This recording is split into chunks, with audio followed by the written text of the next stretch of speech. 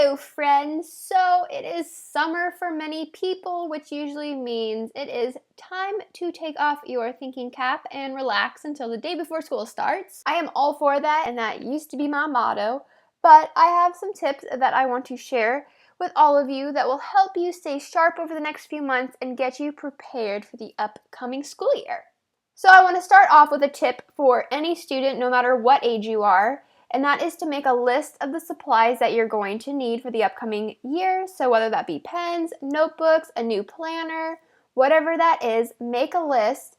If you do this a few weeks before school starts, you'll probably be able to purchase these items off of Amazon and get them in enough time and also get a pretty good deal on them. But if not, try and go to Target or Staples or Walmart at least 2 weeks before school starts so everything isn't picked over and you have a variety of things that you can choose from.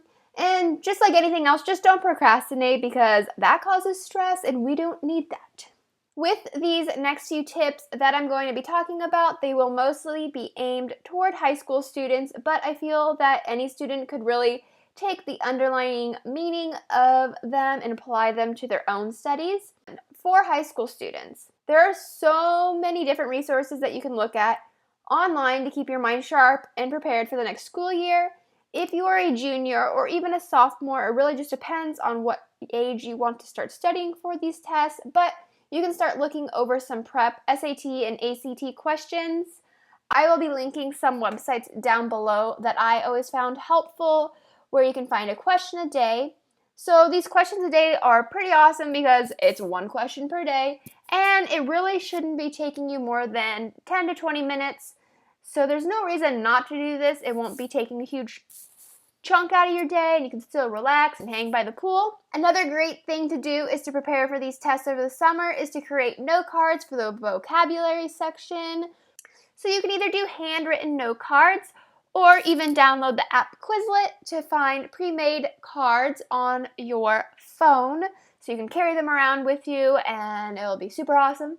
But if you haven't checked out my How to Study with Note Cards videos, I will be linking that right now so you can go and check that out and see how I study using note cards so you can see the value in that. So just look over these cards a few times a week just so you're familiar with them so when your test date is approaching, you won't have to feel as stressed while you're studying because at least you'll recognize hopefully some of the words. One last thing for the SAT and ACT prep over summer is to look at some practice tests. A lot of these sites that I will be linking down below have practice test sections. You can get an idea for what you will be asked and you'll start being able to gather information that you will need to study. And if you feel prepared, try and take one of them and see what you get. This will also give you a better idea of what you will need to study more of.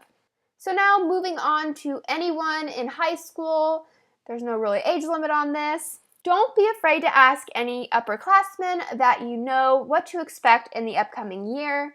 I used to think that asking for help was a weakness because I wanted to prove to everyone that I could do it myself, but in reality, I found that asking for help or advice can actually be seen as a strength.